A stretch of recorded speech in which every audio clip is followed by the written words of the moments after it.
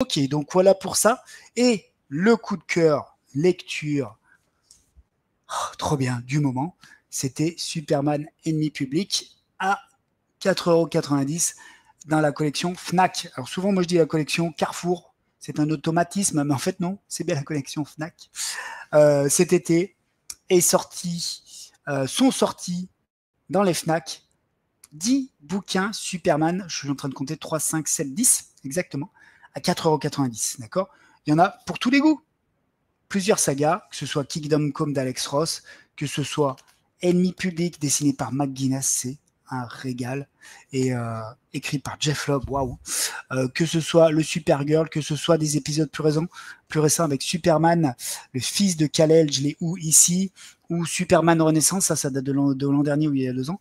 Donc il y en a pour tous les goûts. Moi, je me suis fait plaisir. Je me suis acheté des bouquins que j'ai déjà, en fait. Je les ai en doublon, là, dans mes magazines mensuels de l'époque, peut-être Panini Comics à l'époque. Et je me suis refait ce Superman Ennemi Public que ça faisait 20 ans que j'avais pas lu. Et j'ai kiffé. Waouh. Je me souvenais qu'à l'époque, j'avais adoré. Là, j'ai relu. Alors déjà, regardez les dessins puissants, tout en rondeur et musculeux de Ed McGuinness, scénario de Jeff Loeb. Et c'était un régal complet de relire ces aventures dans lesquelles Superman et Batman s'associent et sont finalement la cible des machinations de Lex Luthor, qui à cette époque est président des États-Unis. Ça nous rappelle une triste actualité.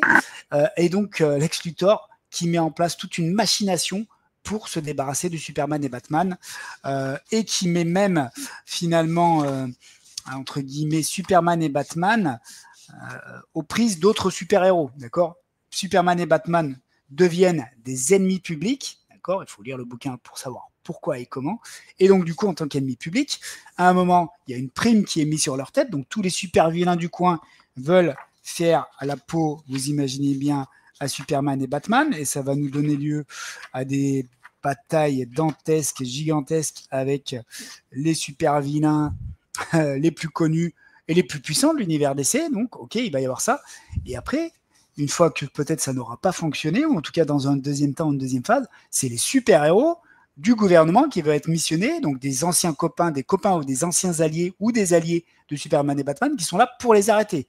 Et parmi eux, il y a toujours un ou deux, comment on appelle ça, héros ou anti-héros borderline, style allez, Peacemaker dans Suicide Squad, qui sont prêts à tout pour obéir aux ordres, on va dire ça comme ça. Donc ils sont prêts à zigouiller et Batman et Superman.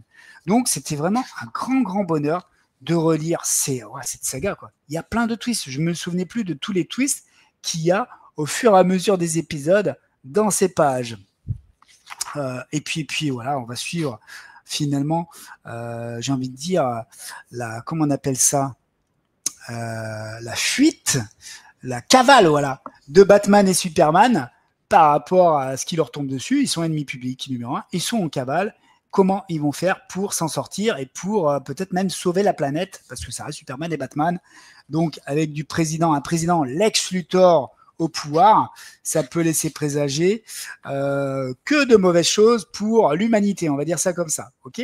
Et donc voilà, vraiment j'ai bouffé ça. Alors il y a quoi, il y a une dizaine d'épisodes dans cette saga, je sais plus si c'est marqué, je vais pas l'avoir là, non, on n'a pas le sommaire tout de suite, peut-être que je l'ai à la fin.